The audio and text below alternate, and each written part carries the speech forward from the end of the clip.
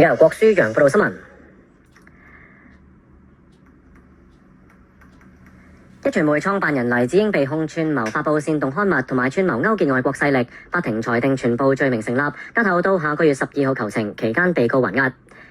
英國外相顧以為喺社交平台發文話，黎智英案係帶有政治動機嘅指控，話黎智英因為和平行使言論自由嘅權利而遭到中國同埋香港政府嘅針對，呼籲立即釋放黎智英，並為佢提供適切嘅治療，又呼籲北京當局廢除國安法，並停止所有國安罪行起訴。美國國會及行政當局中國委員會貼文指，黎智英從事新聞工作同支持民主而被判有罪，唔應該被拘捕，呼籲無條件放人，讓黎智英同家人團聚。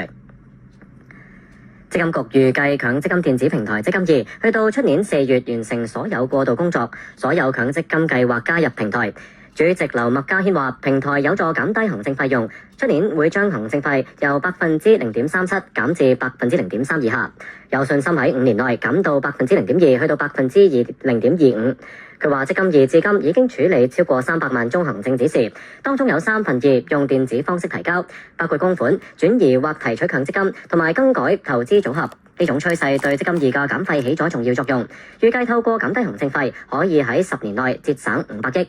行政總裁呂志堅話，預計強積金全自由行喺出年年底實施第一期，由目前正在優化積金易平台系統實施嘅設施，以實施到第一期嘅全自由行。另外，對於有公司反映加入強積金易平台之後有技術困難，呂志堅話，承辦商已經將客服人手增加1倍，去到1300人，並設有專線俾僱主查詢，發現大部分投訴或者查詢唔適應平台。平台外展隊已經出勤15000次，當中90%個案已經處理。法國巴黎著名景點羅浮宮博物館400名員工不滿工作等條件，一致投票通過罷工，今日閉館。罷工工人揮舞旗幟、橫幅同標語，封鎖博物館嘅玻璃金字塔入口。館方對閉館為遊客帶嚟不便致歉。羅浮宮10月發生珠寶文物失竊案，今次工潮對呢座享譽全球嘅博物館而言，將會係另一次形象打擊。員工要求增加人手，並採取措施解決遊客擠擁嘅問題。羅浮宮每星期2休館，員工可能會喺星期3再次開會，決定繼續罷工抑或復工。